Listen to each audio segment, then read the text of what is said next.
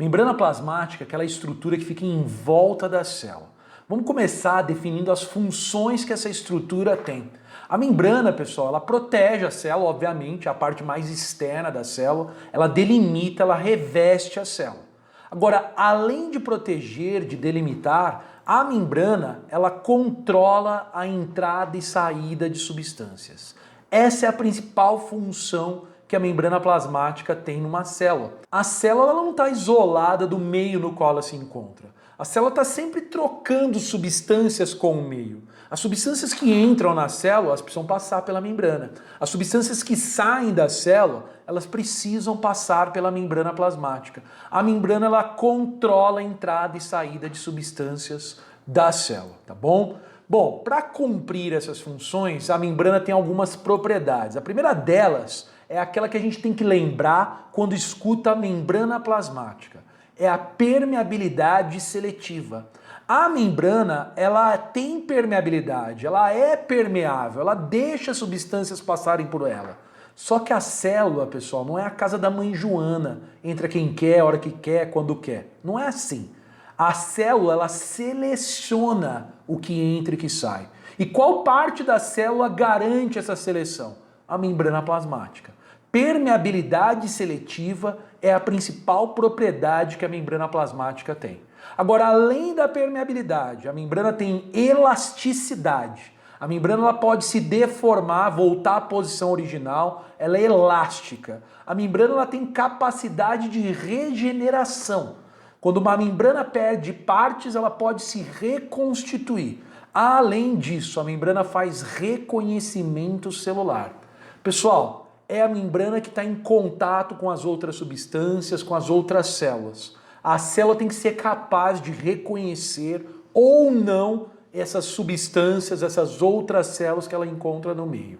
Então o reconhecimento celular é uma das funções importantes da membrana. Ela é desempenhada por uma estrutura chamada glicocálix. É reconhecimento celular que garante, por exemplo, a transfusão sanguínea, que garante, por exemplo, o transplante de um determinado tecido, de um determinado órgão. Se alguém tem, por exemplo, uma leucemia, precisa de um transplante de medula, muitas vezes a medula de quem quer doar não é compatível com o paciente que precisa. Por quê? Porque não há um reconhecimento. É preciso fazer um estudo de compatibilidade antes e se houver essa compatibilidade, se houver esse reconhecimento das células do corpo do indivíduo que precisa da medula, com as células do doador da medula, se houver essa compatibilidade, aí se faz o transplante. Essa coisa do reconhecimento celular que é feito pela membrana é algo também extremamente relevante, é uma propriedade fundamental também que a membrana tem.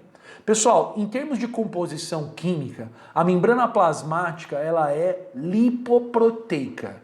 Ela é formada por lipídios e por proteínas. Lipoproteica.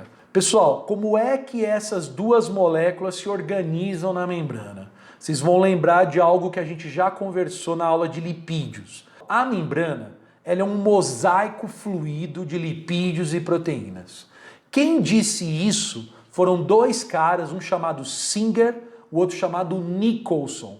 Eles criaram um modelo para a estrutura da membrana plasmática, que a gente chama de modelo do mosaico fluido. Bom, para Singer e Nicholson, a membrana ela é formada por uma bicamada, uma dupla camada de fosfolipídios. E no meio dessa bicamada existem proteínas do tipo globulares. Vamos ver essa estrutura? Aqui está uma célula, ó. Olha o núcleo da célula, esse pontinho mais escuro aqui dentro. Olha o citoplasma da célula preenchendo a célula aqui, ó. Essa linha mais delgada em volta da célula é a sua membrana plasmática.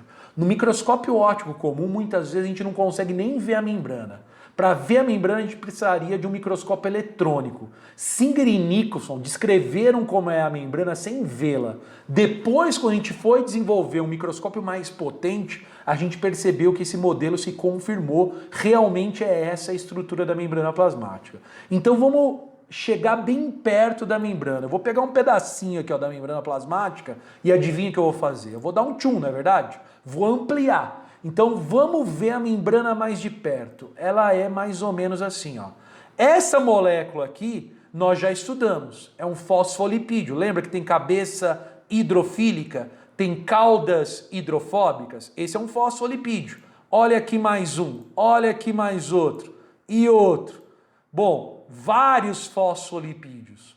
Uma camada de fosfolipídio. A membrana plasmática, ela não é formada por apenas uma camada de fosfolipídios. Ela é formada por duas camadas de fosfolipídios.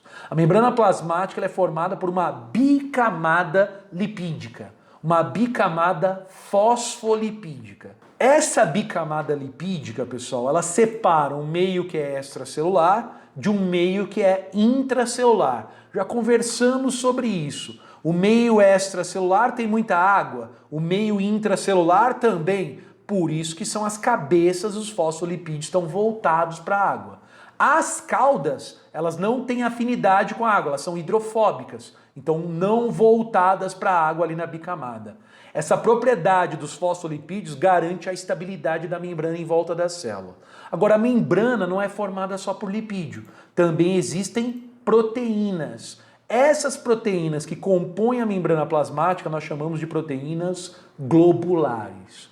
Uma bicamada lipídica com proteínas globulares inseridas ali no meio. Essa é a estrutura do mosaico de lipídios e proteínas proposta por Singer e Nicholson. Só que aqui tem mais um detalhe. Esse mosaico ele é fluido. O que significa fluido? Ele tem movimento. Essas proteínas que estão aqui no meio da bicamada, elas se deslocam no meio da bicamada lipídica. Elas se movimentam no meio da bicamada lipídica. A membrana plasmática, ela não é estática, fixa ali em volta da célula. Ela é uma estrutura fluida. Existe movimento de moléculas pela membrana ali revestindo a célula. A membrana, além de lipídios e proteínas, ela apresenta principalmente glicoproteínas que formam aquilo que a gente chama de glicocálix. Já conversamos sobre isso ali no slide anterior. O glicocálix é um conjunto de moléculas, pode ser glicoproteínas, pode ser glicolipídios, que se concentram principalmente aqui na face extracelular da membrana e que fazem, ou não fazem, reconhecimento celular.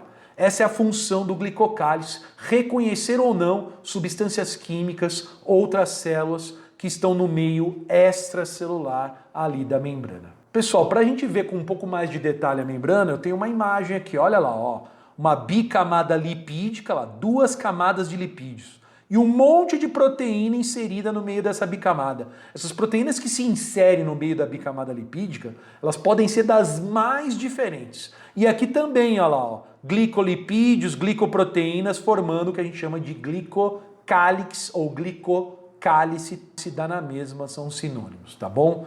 Essa é uma célula animal, porque a gente está vendo, além dos fosfolipídios, ó, moléculas de colesterol. Colesterol é um outro lipídio que pode aparecer em membrana plasmática de célula animal. Célula vegetal não tem colesterol, tá bom?